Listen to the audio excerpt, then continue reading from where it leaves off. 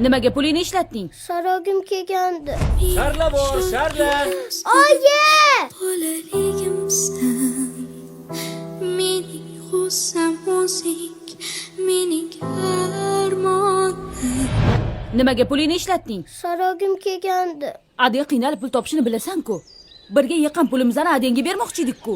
O'zi senga oyoq kiyim olib berolmayotganlarga xafa bo'lib yuribdilar. Katta bo'lsam, yaxshi o'qib, ishlab, mana shu izichani ko'p pulga to'ldirib qo'yaman. Sen qiz bolasan, ishlash emas, ovqat qilishni, uy yig'ishtirishni o'rganishing kerak. Ertaga erga tegsang, qanaqa kelin bo'lasan? Kelin bo'lgunimcha ham yaxshi o'qisam bo'lmaydimi? Faqat o'g'il bolalar yaxshi o'qishi. Qizlar esa uy ishlarini o'rganishi kerak. O'g'il bolalar institutlarda o'qib, oliy ma'lumotli bo'lishi, qizlar esa erga tegishga tayyorlanishi kerak. Yorqin kelajak qurishga faqat erkaklarning haqqi bor. Ayollar esa o'qimishsiz bo'lishi kerak.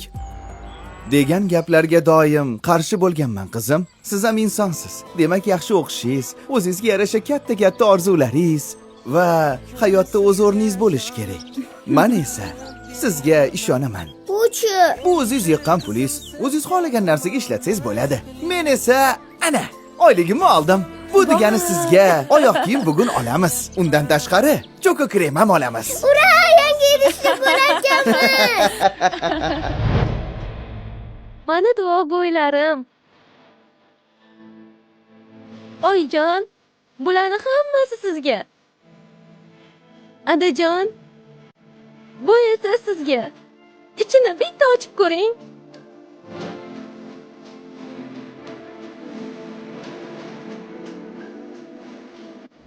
Yigirma yil oldingi kichik sharcha hamda menga bo'lgan katta ishonchingiz uchun rahmat adajon.